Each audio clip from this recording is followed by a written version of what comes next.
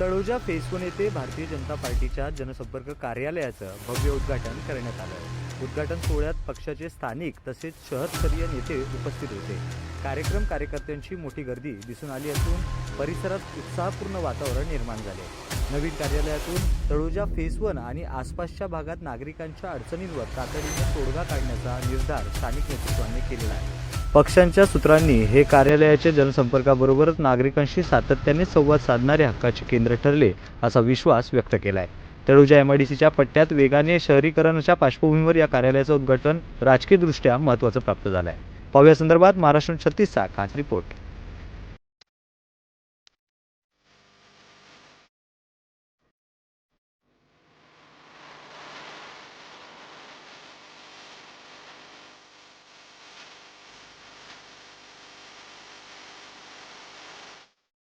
आज या ठिकाणी पाहायला गेलं तर एकदा भाजपच्या नवीन कार्यालयाचं ओपनिंग झालेलं आहे। अनेक वेगवेगळ्या पद्धतीने कार्यरत असणाऱ्या भाजपचं नवीन रूप तळोजा फेज 2 मध्ये प्रभाग 3 मध्ये पाहायला मिळणार आहे। काय भावना? प्रभाग 30 मध्ये सेक्टर 2 मध्ये लोकसंख्या सतत वाढत चालली आहे आणि मग सर्वांशी संपर्क साधण्याच्या दृष्टिकोनातून जे कार्यकर्ते आहेत त्यांनी हे या ठिकाणी भारतीय जनता पार्टीचं जनसंपर्क कार्यालय या ठिकाणी उभे केलेलं आहे। आता ही चांगली गोष्ट आहे की प्रत्येकाला जवळ पडेल अशा दृष्टिकोनातनं हे कार्यालय या ठिकाणी उभं केलेलं आहे आणि याच्यामधून भारतीय जनता पार्टीचं चांगलं काम या ठिकाणी कार्यकर्ते नक्कीच करतील। मुस्लिम समाजाच्या 2 कार्यकर्त्यांना आता आपण पत्रकार अध्यक्ष एक सरचिटणीस यांना सुद्धा मनापासून मी शुभेच्छा देतो की तुम्ही सुद्धा या ठिकाणी चांगल्या पद्धतीचं काम या निवडणुकीमध्ये व्हावं, जास्तीत जास्त आपला समाज भारतीय जनता पार्टीच्या मागे लागावा यासाठी मी त्यांना विनंती करतो की त्यांनी जास्तीत जास्त या ठिकाणी काम करावं। सर, पाहायला गेलं तर हा तळोजा नोड आहे, मुस्लिम मतदार देखील या ठिकाणी जास्त आहे। एक नॅरेटिव्ह पसरला जातो की भाजप आणि मुस्लिम यांची सांगड बांधत नाही, परंतु आपण ते चित्र बदलून टाकलेलं आहे। आपल्या कार्यकर्ते आणि पदाधिकाऱ्यांनी या ठिकाणी मुस्लिम बांधवांना एकत्र घेऊन पदाधिकाऱ्यांचा मान देऊन या ठिकाणी नवीन चित्र बदलताना दिसतात। काय भावना? आम्ही भारतीय जनता पार्टीवाले कधी मुस्लिम वगैरे काय मानत नाही आहोत। सर्वांना एक समान वागणूक देण्याचं काम या ठिकाणी आपण पक्षामध्ये केलं जातं आणि आज जर बघितलं तर देवेंद्र फडणवीस आहेत, आपले पंतप्रधान आहेत, आमदार प्रशांत ठाकूर आहेत, महेश बालदी आहेत, यांच्या माध्यमातून अनेक विकासाची कामं भारतीय जनता पार्टीच्या माध्यमातून या ठिकाणी सर्व जनतेला बघायला मिळतात आणि समोरचा आमचा विषय असा आहे की समोर आपल्याला कोणच विरोधक नाही अशा दृष्टिकोनातनं आम्ही राहणार नाही, पण आमचं काम चांगलं राहील। पण सध्याची परिस्थिती आहे अशी का कोण आता राहिले त्यांच्या मागं? आम्ही 6 वर्ष झाली कुठल्या गावामध्ये त्यांनी चांगलं काम एखादं केलेलं दाखवावं।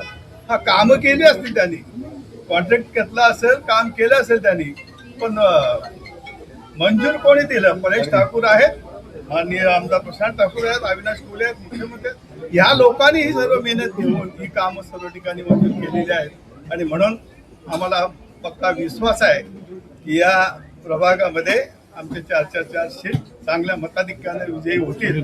एवढंच मी सर्व उमेदवारांना सुद्धा मनापासून हार्दिक शुभेच्छा देतो।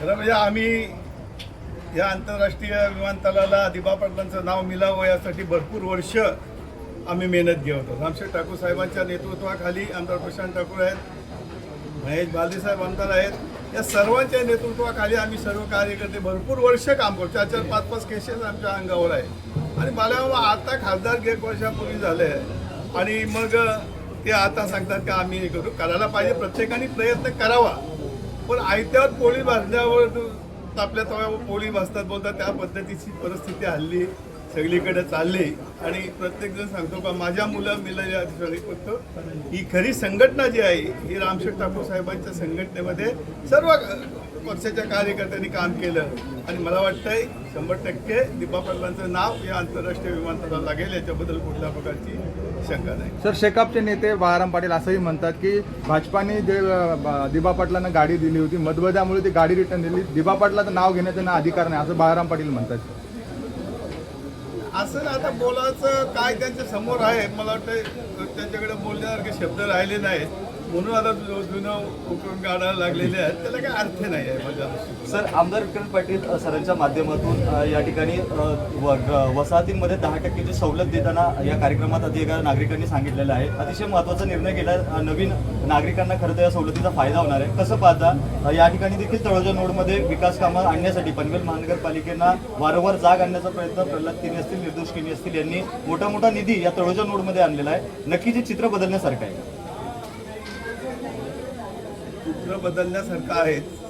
आमदार प्रशांत ठाकूर साहेब एक असं व्यक्तिमत्व आहे की मला वाटते कामं किती करू आणि किती नको अशा प्रकारची त्यांची भूमिका नेहमी असते. आणि म्हणून संपूर्ण या महानगरपालिका क्षेत्रामध्ये असू द्या, ग्रामीण क्षेत्रामध्ये, जिल्हा परिषदमध्ये क्षेत्रामध्ये असू द्या, अनेक विकासाची कामं, मगाही सांगितल्याप्रमाणे अनेक विकासाची कामं आज त्यांनी आणलेली आहेत. आणि मला वाटतंय त्यांच्यासारखा आमदार कुठे मिळेल असं मला वाटत नाही. आज प्रभाग क्रमांक 3च्या आपले 4 उमेदवार जे आहेत त्यांच्या कार्यालयाचं उद्घाटन भारतीय जनता पार्टीच्या माननीय इथे उपस्थित असलेले आपल्या अकोला जिल्ह्याचे अध्यक्ष अविनाश कोळी साहेब, दिनेश खानावकर, भूपेंद्र पाटील, प्रल्हाद केनी, निर्दोष केनी, इथे उपस्थित असलेले विकास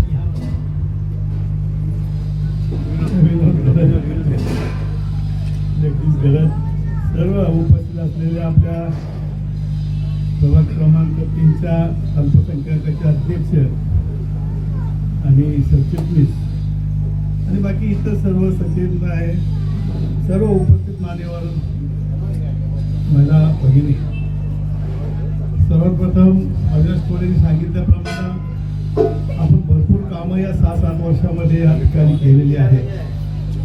प्रल्हाद केनीच्या नेतृत्वाखाली काम करत असताना आपले सर्व कार्यकर्ते ते अतिशय चांगली कामं या ठिकाणी केलेली आहेत.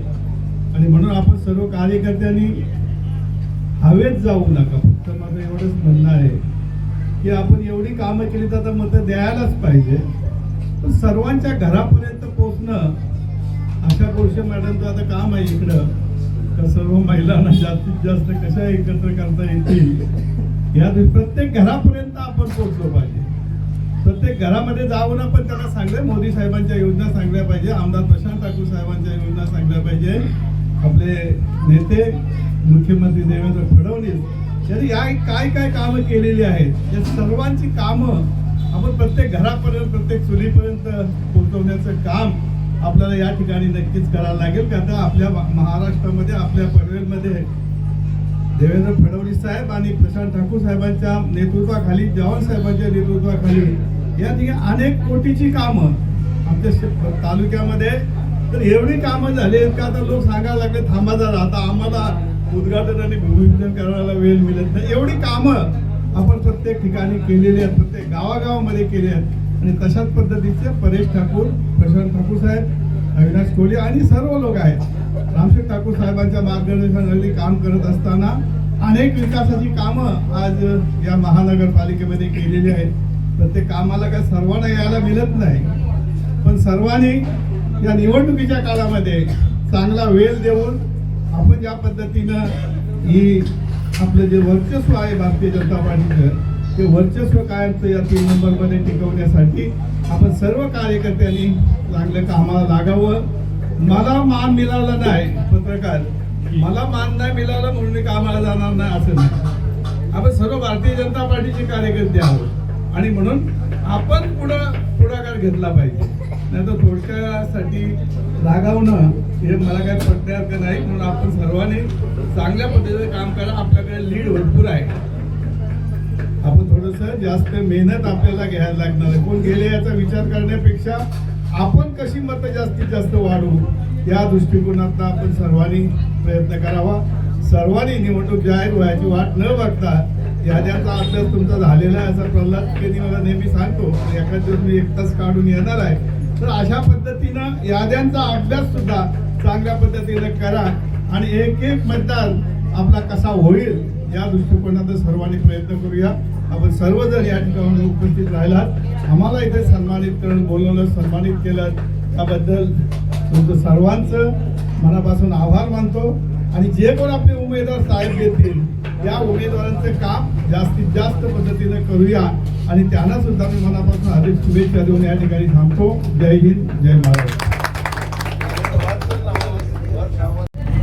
कार्यालय उद्घाटनाच्या प्रसंगी उपस्थित असलेले आपले उद्घाटक आणि आपल्या सर्वांचे मार्गदर्शक आपले नेते माननीय अरुण शेठ भगत साहेब, या ठिकाणी उपस्थित असलेले मंडळाचे अध्यक्ष दिनेश खानावकर, भूपेंद्र पाटील, रायगड जिल्हा भारतीय जनता पार्टीचे जिल्ह्याचे उपाध्यक्ष माननीय प्रगती केणी, या ठिकाणी उपस्थित असलेले सर्वच पदाधिकारी बंधू आणि भगिनींनो, आपल्याला प्रभाग क्रमांक 3 या ठिकाणी गेल्या 6-7 वर्षामध्ये ज्या वेळेला पनवेल महानगरपालिकेची स्थापना झाली आणि 17ला पनवेल महानगरपालिकेची निवडणूक झाली, तिथपासून महानगरपालिकेच्या वतीने या पूर्ण प्रभागामध्ये वेगवेगळ्या प्रकारची विकास कामं केली.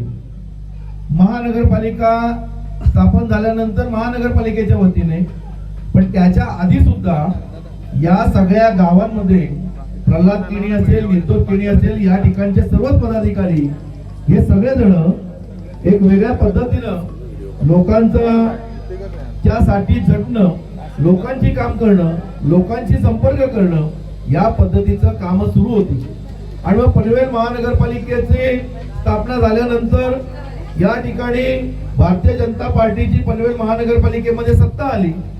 केंद्रामध्ये आता भारतीय जनता पार्टीचं सरकार आहे, राज्यामध्ये भारतीय जनता पार्टीचं सरकार आहे आणि पनवेल महानगरपालिकेमध्ये सुद्धा भारतीय जनता पार्टीचं सरकार असताना, सत्ता असताना वेगवेगळ्या प्रकारचे विकास कामं, मगाशी सांगितलं की माननीय आमदार प्रशांतजी ठाकूर साहेबांच्या नेतृत्वाखाली, त्यांच्या मार्गदर्शनाखाली आपले सभागृह नेते परेशजी ठाकूर असतील आणि या विभागातले विनोद गरज असेल, प्रल्हाद असेल, निर्दोष असेल, अनेक कार्यकर्ते जे आहेत हे सगळेजण सातत्याने पाठपुरावा करून वेगवेगळ्या प्रकारची विकास कामे तिथे कशी येतील, रस्त्यांची कामं कशी होतील, गटारांची कामं कशी होतील, उद्यानांचे प्लॉट होते, त्या उद्यानांच्या प्लॉट मध्ये उद्यान असतील, क्रीडांगण असतील, हे कसे होतील याच्यासाठी सातत्याने पाठपुरावा हे सगळेजण करत होते. आणि आपल्याला जर बघितलं तर त्या सगळ्याच्या मध्ये यश आलेलं आपल्याला दिसते. त्याच्यामुळे नागरिकांची नाळ जोडणं, नागरिकांची संपर्क करणं, मग भारतीय जनता पार्टीचा प्रत्येक कार्यकर्ता असेल, युवा कार्यकर्ता असेल, महिला कार्यकर्ते असतील, सगळे अल्पसंख्याक समाजाचे सगळे कार्यकर्ते असतील, सगळेजण सातत्याने लोकांच्या मध्ये जाऊन लोकांची कामं करतायत. आणि त्याच्यामुळे येणाऱ्या नगरपालिका, महानगरपालिका निवडणुकीमध्ये आता आपल्याला कुठल्याही परिस्थितीमध्ये 16-17 तारखेला कदाचित महानगरपालिकेची निवडणूक लागणार आहे. 20 जानेवारीच्या आसपास मतदान होणार आहे आणि या निवडणुकीमध्ये प्रभाग क्रमांक 3 मध्ये गेल्या वेळेला थोडीशी उलकणी, थोडीशी विनोद भाऊ आपला 1 मताने हरलेला होता आणि आपल्याला निसट पराभव मिळाला. या वेळेला 4च्या 4 नगरसेवक हे आपले कुठल्याही परिस्थितीत भारतीय जनता पार्टीचे असतील अशा पद्धतीचं काम माननीय आमदार प्रशांतजी असतील, माननीय अरुण शेठ भगत साहेब असतील, परेशजी असतील, यांच्या सगळ्यांच्या नेतृत्वाखाली झालेलं आहे. आणि पूर्ण ताकद या निवडणुकीमध्ये आपण ठरवलेलं आहे. गेल्या निवडणुकीमध्ये माननीय रवींद्र चव्हाण साहेबांनी या ठिकाणी लक्ष घातलेलं होतं. आता तर रवींद्र चव्हाण साहेब आपले प्रदेशाचे अध्यक्ष आहेत आणि त्यांनी सांगितलेलं आहे कुठल्याही परिस्थितीत जे कोण आले गेले त्यांचा कोणाचाही विचार न करता आपल्याला कुठल्याही परिस्थितीत या प्रभाग क्रमांक 3 मध्ये कुठल्याही परिस्थितीत आपल्याला यश हे आणायचंच आहे. आणि त्याच्यासाठी जे जे करायला लागेल ते सगळीच्या सगळी ताकद आपण या ठिकाणी लावणार आहोत. आणि पण इथे उपस्थित असलेल्या सगळ्या कार्यकर्ते, महिला भगिनी असेल, सगळ्यांना विनंती आहे, गाफील राहून आता चालणार नाही. प्रत्येक दिवस, प्रत्येक तास, प्रत्येक मिनिट हा आपल्यासाठी महत्वाचा आहे. या ठिकाणी वसाहत निर्माण झाली, गावागावांमध्ये तर आपला संपर्क आहेतच, पण वसाहतीमध्ये पण गेल्या अनेक वर्षामध्ये जी कामं केली आहेत, मग त्यांचे दाखले वाटप असतील, वेगवेगळ्या प्रकारचे त्यांचे शिबिरांचं आयोजन असेल, त्यांचं मतदार यादीचं नाव केलेलं आहे, आधार कार्डची शिबिरे घेतलेली आहेत, त्यांच्या समस्या मग फक्त काय विकास कामांच्या समस्या नाहीत, त्यांच्या पोलीस स्टेशनच्या असतील, बाकीच्या सगळ्या समस्या असतील, या सगळ्यांसाठी आपण प्रयत्न केलेत. पण ते प्रयत्न जे केले ते त्या लोकांना सांगणं, बाबा तुला काय काम लागलं, अर्ध्या रात्रीत काय मदत लागली, तर आम्ही भारतीय जनता पार्टीचे कार्यकर्ते तुझ्या मागे उभे राहिलेले आहेत. त्याच्यामुळे निवडणुकीमध्ये कुठल्याही परिस्थितीत आपण सगळ्यांनी गाफील न राहता ज्यांना ज्यांना आपण संपर्क केलेला आहे अशा सगळ्यांची सातत्याने संपर्कात राहून त्यांना मतपेटीपर्यंत कसं आणू शकू याचा आपल्याला विचार करायला लागेल. आणि आपल्याला या निवडणुकीमध्ये सगळेजण तुम्ही तुमच्या मेहनतीनं विजयश्री नक्की खेचून आणाल एवढा विश्वास वाटतो आणि थांबतो. धन्यवाद. यानंतर